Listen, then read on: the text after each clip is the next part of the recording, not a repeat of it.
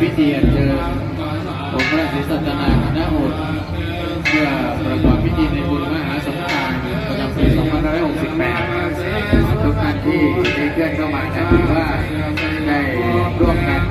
นะครับต้อนรับขบวนหลวงพ่อพุทธลักษณ์เพื่อความเป็นสิริมงคลขอความสุขความสวัสดี